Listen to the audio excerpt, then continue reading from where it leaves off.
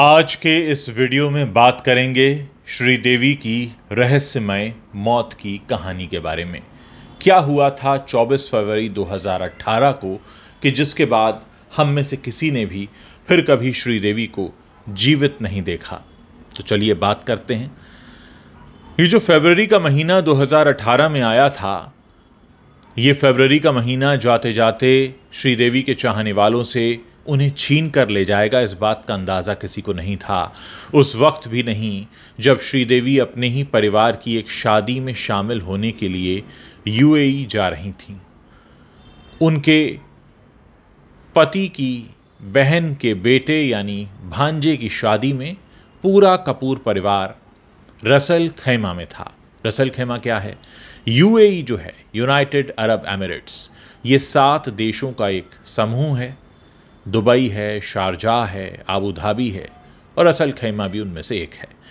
Russell खैमा एक ऐसी जगह जो बाकी के अरेबियन कंट्रीज़ से थोड़ा सा पिछड़ी हुई है, लेकिन एक शानदार जगह जहां 20 फरवरी 2018 को एक शादी में शरीक होने के लिए पहुंचती हैं श्रीदेवी अपने पूरे परिवार के साथ।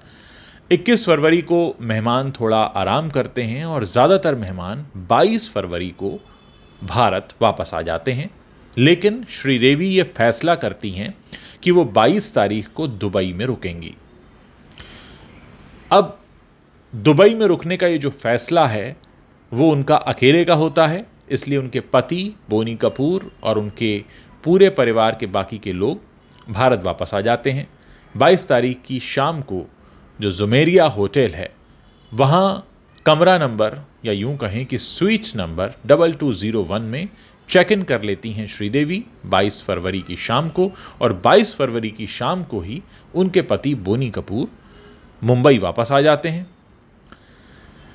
23 फरवरी का दिन आता है। 23 फरवरी को इधर दुबई के इस जुमेरिया होटल के 2201 स्वीट में दिन भर अपने स्वीट में ही रहती हैं श्रीदेवी, और इधर 23 फरवरी के दिन बोनी कपूर पहुंच जाते हैं लखनऊ, क्योंकि यहाँ पर एक इन्वेस्टर समिट हो रही है जिसमें प्रधानमंत्री मोदी जी और उत्तर प्रदेश के मुख्यमंत्री योगी जी भी शामिल होते हैं। 23 फरवरी को ये मीट होती है। इसके बाद 23 फरवरी की रात को मुंबई वापस आ जाते हैं बोनी कपूर, और अगला दिन है 24 फरवरी, दिन है शनिवार, और वो ये फैसला करते हैं कि चलो अपनी पत्नी को सरप्राइज़ दिया जाए और उन्हें दुबई पहुंचकर शनिवार की शाम एक रेस्टोरेंट में ले जाकर रोमांटिक डिनर कराया जाए। इस फैसले के साथ 24 फरवरी की दोपहर बोनी रवाना होते हैं दुबई के लिए। जब वो दुबई पहुंचते हैं होटल में, तो सरप्राइज़ देने के लिए वो होटल की उस स्वीट की डुप्लीकेट की लेते हैं और सीधे अंदर दाखिल हो जाते हैं स्वीट में। श्रीदेवी उन्हें देखकर जाहिर है चौंक पड़ती हैं, और एक जगह बोनी कपूर ने अपने इंटरव्यू में कहा था कि वो दोनों बिल्कुल टीनेज लवर्स की तरह मिले, एक दूसरे को हग किया, किस किया, और फिर साथ बैठकर उस स्वीट का जो लिविंग एरिया था वहाँ पर दोनों बात करने लगे। इस दौरान बोनी कपूर ने यह भी कहा कि उनकी 24 साल की शादीशुदा ज़िंदगी में सिर्फ 2 दफ़े ही ऐसा मौका आया था जब श्रीदेवी विदेश में अकेले रही थीं। एक बार न्यू जर्सी में, एक बार वैंकूवर में, क्योंकि इन दोनों ही जगह वो अपनी शूट के लिए गई थीं। बोनी उस वक्त उनके साथ नहीं थे, इसलिए बोनी ने सुनिश्चित किया था कि उनके दोस्त की पत्नी उन्हें कंपनी दें। तो दुबई आने की वजह बोनी यही बताते हैं इस इंटरव्यू में कि क्योंकि ऐसा पहले कभी हुआ नहीं था, तो मैं नहीं चाहता था कि फिर से हो कि श्री अकेली हों। 22 और 23 वो अकेली रह ली, हालांकि 22 के आधे दिन तो फैमिली उनके साथ थी। 22 की शाम वो अकेली थी, 23 को पूरा दिन अकेली थी, और 24 की शाम में पहुंच गया। खैर, दोनों आपस में काफ़ी बातचीत करते हैं, 15 मिनट बैठते हैं। उसके बाद बोनी कहते हैं कि जल्दी से तैयार हो जाओ, मैं तुम्हें एक रोमांटिक डिनर पर ले जाना चाहता हूँ। श्रीदेवी उठकर खड़ी होती हैं और वो उस लिविंग एरिया के पीछे बने एक बेडरूम और उससे अटैच बाथरूम में चली जाती हैं। श्रीदेवी तैयार हो रही हैं बाथरूम में, ऐसा मानकर बोनी कपूर उस लिविंग एरिया में जो टीवी लगा था उस पर भारत और साउथ अफ्रीका के बीच हो रहे एक क्रिकेट मैच को देखने लगते हैं, जो कि एक T20 मैच था।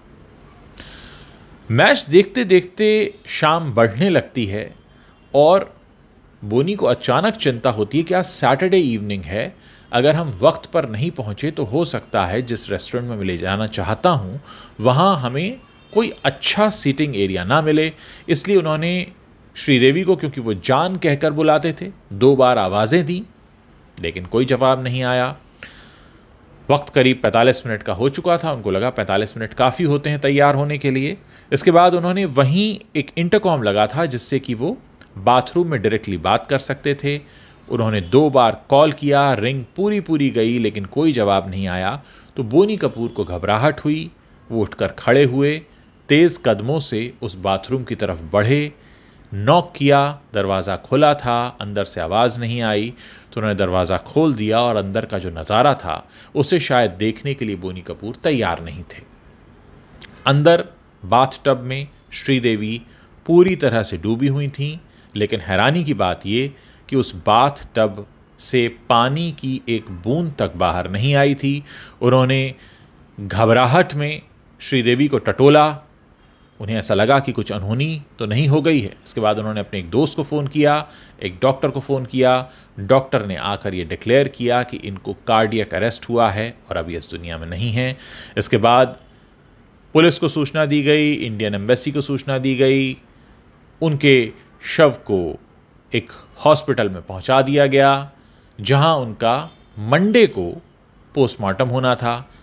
हम सैटरडे रात की बात कर रहे हैं, यानी बीच में पूरे 24 घंटे थे। संडे का पूरा दिन था जब उनका पोस्टमार्टम हो नहीं सकता था, क्योंकि दुबई में जो रूल है वो यही है कि संडे के दिन कोई काम नहीं करता है। अब पूरा मामला ये था कि इंतज़ार ही किया जा सकता था। इधर संडे सुबह जब भारत में ये खबर पहुंची तो किसी को भी अपने कानों पर यकीन नहीं हुआ, क्योंकि श्रीदेवी बीमार नहीं थी, उनकी उम्र भी ऐसी नहीं थी, उनके बारे में कुछ ऐसा सुना ही नहीं था। अब तरह तरह के एंगल्स तैरने लगे हवा में, लोग डिस्कस करने लगे किस तरह की सर्जरीज करा चुकी हैं वो, कहीं उसकी वजह से तो नहीं हुआ कार्डियक अरेस्ट। किसी ने कहा कि कोई ड्रग्स का चक्कर तो नहीं, किसी ने कहा अल्कोहल तो नहीं ले लिया था। जितने मुंह उतनी बातें, लेकिन सच सामने नहीं आने वाला था तब तक जब तक कि उनका पोस्टमार्टम न हो जाता। अब आते हैं हम मंडे सुबह पोस्टमार्टम होता है। पोस्टमार्टम की रिपोर्ट आती है 26 फरवरी, मंडे का दिन, और पोस्टमार्टम की रिपोर्ट आते ही पूरी कहानी पलट जाती है। पोस्टमार्टम की रिपोर्ट में साफ लिखा था कि इनकी मौत की वजह डूबना है। बाथटब में कोई कैसे डूब सकता है? क्या लोग बाथटब में डूब जाते हैं? तमाम तरह के सवाल उठने लगे। और जब ये केस बड़ा हुआ, क्योंकि मामला सेलिब्रिटी का था, बॉलीवुड से जुड़ा हुआ था, और दुबई बॉलीवुड का एक फ़ैन कंट्री है। यहाँ के जितने भी शेख हैं वो सलमान, शाहरुख, इन सब के दीवाने हैं। और श्रीदेवी खुद वहाँ आई हैं, रह रही हैं गेस्ट के तौर पर वहाँ के सबसे बड़े 5 सितारा होटल के सबसे महंगे स्वीट में, और उसके बाथ टब में डूबकर श्रीदेवी की मृत्यु हो गई। तो बात इतनी छोटी नहीं थी। अब क्योंकि मामला ये विदेशी नागरिक से भी जुड़ा था, सेलिब्रिटी से भी जुड़ा था, इसको लेकर मीडिया का टेंशन भी था, पूरे दुनिया की मीडिया की नज़रें दुबई में थीं, इसलिए दुबई पब्लिक प्रोसिक्यूशन को ये केस सौंप दिया गया। यानी नॉर्मल पुलिस से लेकर इसकी जांच एक ऐसी टीम को दे दी गई जिसको ज़्यादा स्पेशलिस्ट माना जाता है इस तरह के केसेस को हैंडल करने में। और उसके बाद शुरू हुआ पूछताछ का सिलसिला। मंडे का पूरा दिन पूछताछ में गया। 27 फरवरी की दोपहर तक पूछताछ चलती रही। कहा यह जा रहा था कि इसमें ड्रग एंगल की जांच कर रही थी दुबई पब्लिक प्रोसिक्यूशन की टीम। और अब तक श्रीदेवी को गए हुए 63 से 64 आवर्स हो चुके थे। हर किसी को लग रहा था कि क्या होगा, क्योंकि दुबई पब्लिक प्रोसिक्यूशन ने साफ कह दिया था कि जब तक हम इस मामले की तह तक नहीं पहुंच जाते हैं, हम बॉडी को परिवार के हवाले नहीं करेंगे। हमारा ये जानना बहुत ज़रूरी है कि मौत की असल वजह क्या है। इधर पूरे बॉलीवुड में शोक की लहर थी। अनिल अंबानी का एक प्राइवेट जेट दुबई पहुंच चुका था श्रीदेवी की डेड बॉडी को जल्द से जल्द भारत लाने के लिए। लेकिन डेड बॉडी तो तब आए जबकि वो सुपुर्द की जाए, लेकिन इस बीच बहुत सी पूछताछ, बहुत सी जांच चल रही थी। खैर 27 फरवरी की दोपहर आते आते ऐसा कहा जाता है कि बॉलीवुड से भी कुछ लोगों ने बात की, खासकर सलमान और शाहरुख का जिक्र आता है क्योंकि दुबई के शेख के बड़े करीबी माने जाते हैं दोनों। पूछा गया कि इस पूरे मामले में जो भी जांच करनी है जल्द से जल्द कराई जाए, हिंदुस्तान में इंतज़ार हो रहा है। एक तो पहले तो ये कोई एक्सेप्ट ही नहीं कर पा रहा है, स्वीकार ही नहीं कर पा रहा है कि ऐसा हुआ है।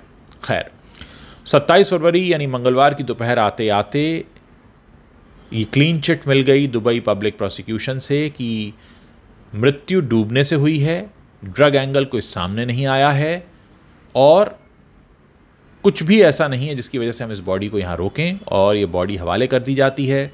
27 फरवरी की देर रात उनका शव यहाँ आ जाता है मुंबई और अगले दिन यानी 28 फरवरी को उनका अंतिम संस्कार पूरे राजकीय सम्मान के साथ किया जाता है महाराष्ट्र सरकार की तरफ से। अब इस पूरे मामले में कई बातें ऐसी हैं जो आज तक अनसुलझी हैं। सुप्रीम कोर्ट में एक याचिका दायर करने की भी कोशिश की गई थी, एक फिल्म मेकर हैं सुनील सिंह, उनके वकील की तरफ से, जिसमें कहा गया, पता नहीं कितना सच है कितना झूठ है, कि श्रीदेवी ने कोई 240 करोड़ रुपए का बीमा कराया था ओमान में और शर्त ये थी कि अगर उनकी मृत्यु दुबई में होती है तभी ये पैसा मिलेगा। तो क्या ये कारण है? तमाम बातें कही गई। बहुत से लोगों ने कहा कि 24 साल की शादीशुदा ज़िंदगी में कौन पति होगा जो 24 साल बाद अपनी पत्नी को ऐसा सरप्राइज़ देने पहुंचेगा, वो भी तब जबकि वो 22 फरवरी को उसके साथ था, सिर्फ एक दिन उसके साथ नहीं था। तमाम तरह की बातें हुई, जितने मुँह उतनी बातें। लोगों ने ये भी कहा कि बोनी कपूर की लव मैरिज थी और वो उतना ही प्यार करते थे जितना कि यंग एज लवर्स होते हैं वो प्यार करते हैं। एक और बात ये कही गई कि जाह्नवी कपूर की एक शॉपिंग लिस्ट थी जो श्रीदेवी के फ़ोन में थी और ये शॉपिंग अधूरी रह गई थी और श्रीदेवी चाहती थी कि 25 फरवरी को वो ये शॉपिंग करें और उसके बाद हिंदुस्तान लौटें।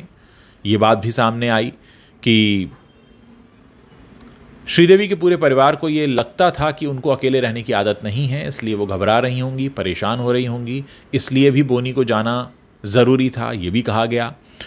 कहा यह भी गया कि बोनी और श्रीदेवी दोनों ही 25 फरवरी को एक साथ वापस आना चाहते थे क्योंकि इस रोमांटिक डिनर के बाद उन्होंने श्रीदेवी से कहा था कि अब शॉपिंग पे मत चलना, आज 24 फरवरी है, कल हम वापस चलते हैं, 25 की रात को ही हम अपने टिकट बदलवा लेते हैं और आ जाते हैं।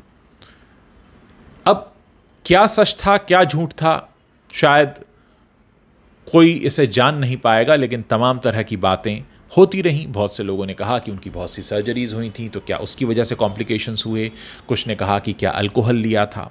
वैसे एक स्टडी भी सामने आई थी जब लोगों ने ये कहा कि क्या कोई अपने बाथरूम के बाथ टब में डूबकर मर सकता है।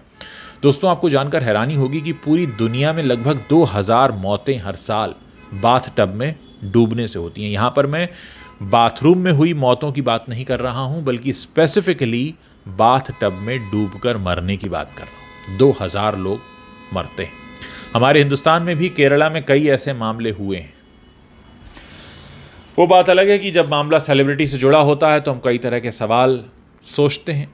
हमें जो चमकते हुए चेहरे दिखते हैं उनको देखकर ये लगता है कि शायद ये अंदर से भी उतने ही हेल्दी होंगे, लेकिन कई बार ऐसा होता नहीं है। ऊपर जो चमक दमक आपको दिखती है उसके लिए उसके पीछे कई सारी सर्जरीज होती हैं, कई तरह की दवाएं होती हैं, कई तरह के ट्रीटमेंट्स होते हैं।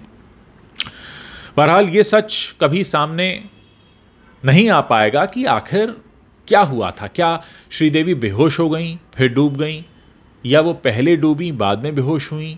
क्या उन्हें बाथटब में घुसते ही हार्ट अटैक आ गया था? अब क्योंकि हार्ट अटैक डॉक्टर ने कहा, डॉक्टर ने ये नहीं कहा कि इनकी डूबने से हुई है मौत, वो तो पोस्टमार्टम में आई बात। लोगों ने यह भी कहा कि जब उनका शव भारत आ गया था तो उनके शव का भारत में भी पोस्टमार्टम हो सकता था।